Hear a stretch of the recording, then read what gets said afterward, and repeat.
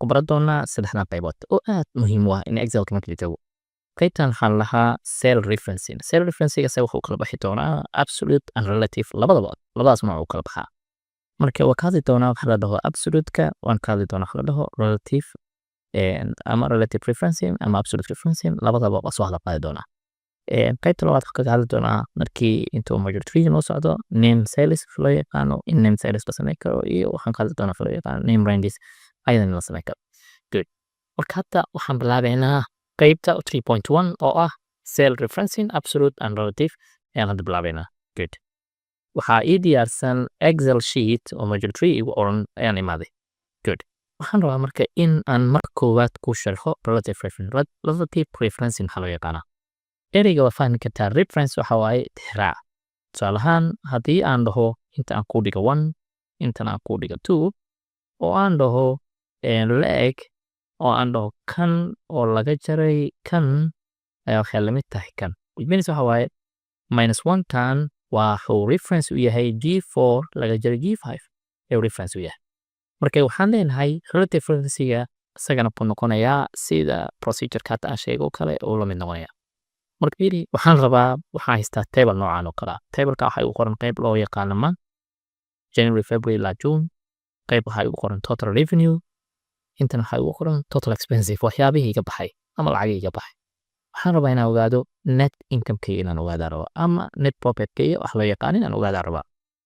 marka normally markii laga hadlayo in business-ka waxaa la lahaa revenue-ga ama waxaa laga jiraa wixii expenses kaa baxay si aad u heshid faa'iidadii oo cayriina, macnaha faa'iidadii oo qaaliya oo waxba kugu harsanayn, faa'iido kaliya ku ah inaad heshaata. marka nidaamka noocan la isticmaalaa. marka fiiri waxaan leenahay leg cell referencing-ka oo net income-ka wuxuu la mid yahay total revenue-ga oo laga jaray total expenses tan la eeganda. marka waxaa ii soo baxday $6,950 inay tahay net income-kayga. marka waa soo qabana waa soo jiidaa okay alle. now mid walba waa lee xisaabiya marka.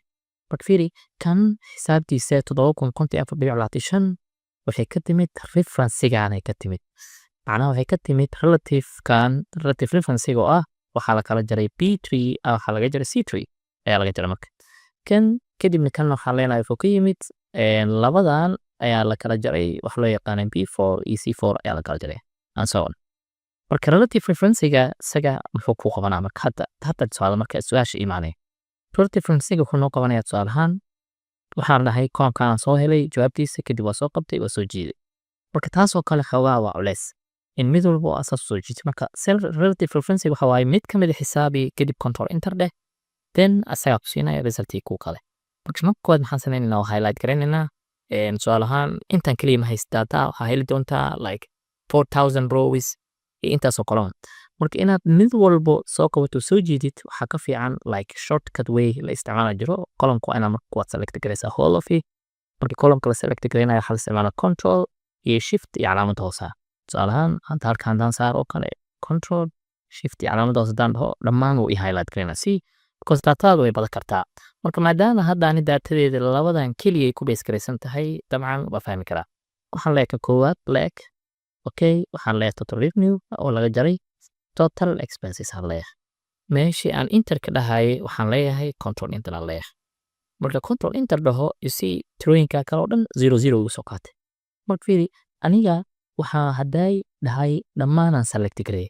marka haddaan rabo inaan select gareey dhammaan kuwa oo keliya datada igu jirto oo kale waxaan leeyahay la-eg aan dhahaa koowaad uu la mid yahay total revenue-ga oo laga jaray total expenses. meesha enter ka dhihi lahay waxaan leeyahay control enter. maxaa ujeedaa wuxuu i siiyey dhammaan jawaabahoodii oo dhan uu i siiyey. marka fiiri net income-kayga intaana noqona. marka haddaan rabo dollar sign aan geliyo control plus 1 aan leeyahay. markaasaa waxaa imaanaa qaybta currency-ga. marka waxaan leeyahay qaybtan pound-ga. ma rabo aniga waxaan rabaa qaybta USD aan rabaa ama USD aan rabaa kadib United aan leeyahay then okay aan leeyahay. marka net income-kayga waa intaan. marka fiiri haddii aan rabo format-ka inaan koobiyeeyo dhammaan maadaama labadanba lacag ay yihiin oo soo qabana oo koobiyena then dhammaantood lacag way yaryihiin. wow that's wonderful. marka hadda aad baa u faafteen aan rajaynaya. cell relative referencing waxaan dhahnay waxaa la dhahaa tusaale ahaan mid walbo formula ku yimid. tusaale ahaan kan wuxuu ku yimid relative referencing waxa waaye total revenue waa P2 iyo C2 waa la kala jaray. kan waxaan leenahay P3 C3 la kala jaray. B4 iyo C4 aa la kala jaray and so on. Marka mid walba intaa xisaabi lahayd daatadan intaa way ka badnaan kartaa waxaan dhahay dhammaan marka koowaad columnka highlight garay kadib waxaad tiraahdaa mid kamid a xisaabi then waxaad leedahay control enter dheh dhammaan ayuu hal mar ku siinayaa. That's relative referencega. Marka area relative waxa waaye xiriir la leh waaye. Macnaa columnkan oo dhan wax walba xiriir la leh calculation dhammaan iyo xisaabi waaye. oo referencegii hore adoo raacaya ama referencegi kuwa raacaya dhammaantood iyo tixraac waaye.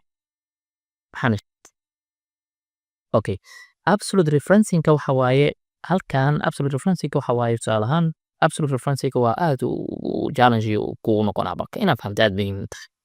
Okay now tusaale ahaan waxaan rabaa in aan sameeyo labadan inaan dhammaantood isku daran rabaa marka waxaan isticmaali karaa shortcut loo yaqaan alt equal waxaana dhammaantood scatter kadib waxaan leeyahay kan soo kala soo jeedi dhammaantood iba apply gareyn isku darka hadda wax error ma laha. marka tusaale waxaan rabaa in aan totalka kuwaan helo marka ayagana si lamid waxaan leeyahay alt equal kadib la egaan leeyahay dhammaan waxaan ujeedaa in totalka la helo.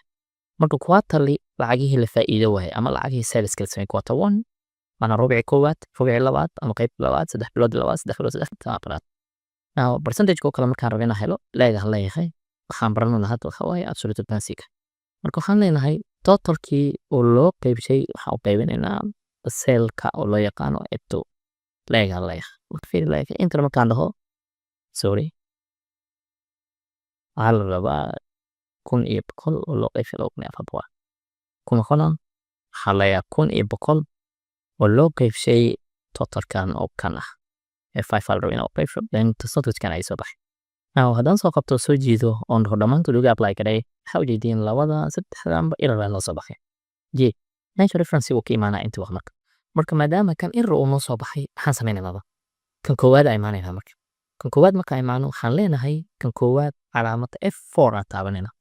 F4 maxay naga caawinaysaa in ay noo geliso noo loo gareyso log waxaa la dhahaa inay noo xirto mar walba formulada la koobiyanayo inay isbedeshaan rabaa oo aan formuladan wax issue aan ka imaan marka F4 aan taabana waliba hooseeyaha bis ayaan F4 taabana kadib la egaan leeyahay haddaan had soo qabto oo aan soo qabto aan soo jiido dhammaan waxaa ujeediin resultigi oo dhan uu isoo baxay. markan waan baahnay iga tirtir maadaama total uu yahay meesha aan ku qorto qaybtan waa total aan ku qoran isla helaadkeena bawdiyan kaliya xoogaa yarna weyneyna habaya iyo weyney.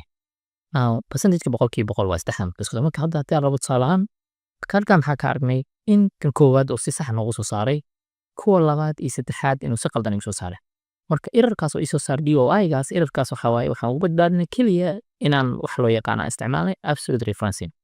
absolute referencing waxa waaye in dollar sign la geliyo ama koreeyaha la geliyo numberka koreeyaha ama numberka hooseeyaha la geliyo mostly haddii tirooyin caadi percentage aan la raadinayo hooseeyaha kaaga filan inaad gelisid. marka qaar waa isticmaali doonaa absolute referencing kan iyo relative referencing ayagana waa isticmaali doonaa.